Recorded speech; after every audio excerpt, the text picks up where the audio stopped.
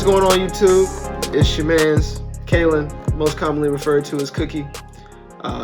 Doing my top 16 profile for my team, Team WUNAX. I hope I pronounced that correctly because it sounds cool. Nevertheless, different from what you've seen before, not only will you get my take, like the list itself again, but you also get my take of like the reasoning of why I picked the cards outside of the what they generally do. Of course, we got the Make Spheres engine, right? This paired really well with the Bystial engine. And the reason why it paired really well with the Bystial engine was because majority of the time, right, the way you were managing your resources, not only were you looping this, but like that made these like free banishes, and this was like your power card, and of course this is the only way you bring back the power card. So with that being the case, multiple times I found myself like, banishing Red MD, putting it back so that this became a live spheres target, and also like this card wasn't dead, and then drawing it was okay. Obviously these numbers, the reason why I opted to go for singles on these and not multiples on this is because by itself it effectively does nothing. It only does something when this guy's in rotation. This guy's at 1, obviously. Not many decks lose to Bystials, but Bystials are just good as extenders overall, so as long as I have a way to search them and then a way to get to the guy who keeps them in circulation, I felt that was enough in terms of resources. I got my 4 broken 1-ofs. Chaos Space, we know why. Levy, we know why. Safer, we know why. This one because it sends this, and it sends my tuner engine, which is the 3 resonator, which if we read by now, stupid good guy who searches this. This one, again, there were multiple times where like, I destroyed my opponent's monster, they destroyed mine, I brought back Red Dragon Archfiend. Very good effect, especially in the battle phase, because you can destroy something, right, that is easily killable, and then bring back Red Dragon Archfiend, book the field, destroy it, clear it off of that free summon, and then still push. Of course, this was my Engage engine. That was also Zombie Vampire. Amazing for extension. If you leave any of them up, preferably you want to leave this one up. If you leave this one up, it's okay. It doesn't have a targeting effect. It just sends. But for the resource game, you kind of want to leave this one up. Inherent summon effects beats cards like Silent Graveyard, beats Necro Valley, beats Dweller. Just real big guys. And of course, you eat in the battle phase. Like, it's very strong. Moving forward,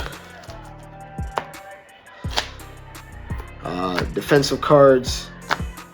I think 9 of these are staples moving forward into every other event. I think this one was the meta call. The reason why Crow was a meta call for me was because spot removal can be very difficult with this deck.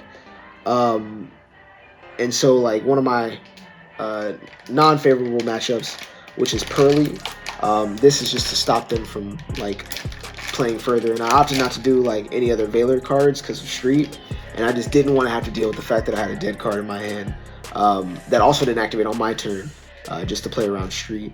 But effectively I didn't play Pearly, so that was pretty cool.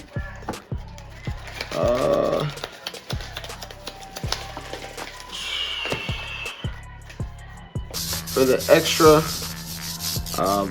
some cards I didn't want to put back in sleeves, so they're just out of sleeves. Striker Dragon, Blink, Link 1, Bootleg Meowmew, really good option. Barricade Borg, grab back my continuous spells and traps.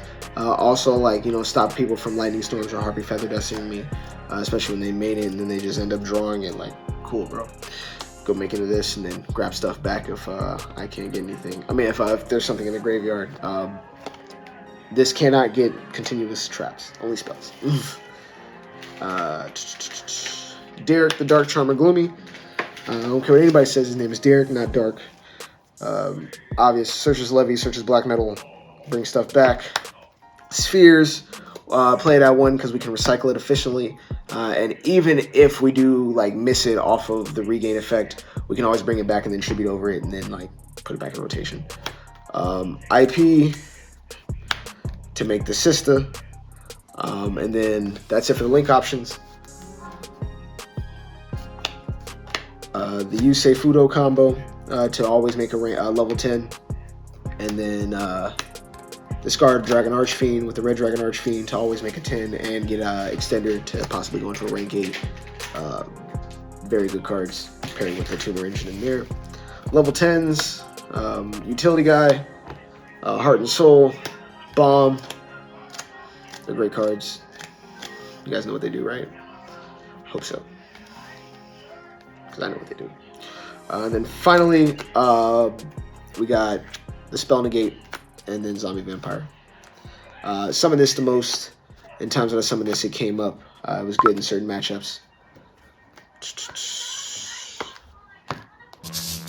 Side deck, we have the 3 most expected, the second most expected. And the reason why I say most expected is because, you know, with SP Little Knight in the format, of course, everybody was going to play into Nib. So you always had an effective way to out their board and and promote the back and forth. And this proved favorable in all matchups, because in all those matchups, they like essentially blew them out. They blew them out. Didn't really have to side this in as much, but more than I had to side this. But I wouldn't take this out, because the second you take this out, especially in a wide open field like that, you're going to play some dude who's just like, you know, on a tear, making everybody's day worse, playing some Dark World deck with Ken and Jen in it, and you gotta show them that they're not them. They're not him. The Cannon Thrust won me a lot of games I shouldn't have won. Very good card. 3 Droplet made going second a breeze. There are very few people who would put up like more than a 6 Material Noir. Like even 7 is hard if they like don't do it correctly. And so, like, you know, they do the spot removal thing. I activate this, stop it, and I don't have to worry about it. I just gotta worry about hand traps. And then, you know, yeah, they did draw 6 cards, but as long as you clear the monster itself, especially with, you know, the recovery cards, it makes them have to start over, and it puts them in an awkward situation, also having to play through your stuff and give you things because they can't kill you, and then it happens again, and they can't outgrind you. And then I was borrowing them, but had 3 Encore, 4 Pearly also, because it was just a worse matchup for me. Never used it, never saw it. And effectively does the same thing here. I just get to do it in draw phase, but it triggers some cards. So, shout outs. First and foremost, #1 shout out to the guy who helped me test and get this far. I'll definitely give a shout out to Roland Morton again. Rolly School does a lot. A lot of people know what that means. And if they don't, then, you know, I hope you're practicing a lot. Second shout out, again, shout out to Team WUNAX. Shout out to Wakanda. Shout out to Mez Rail behind the camera. Shout out to my buddy BJ, who comes to testing like multiple times a week, just to keep my mind fresh. And shout out to the KC area. Yeah.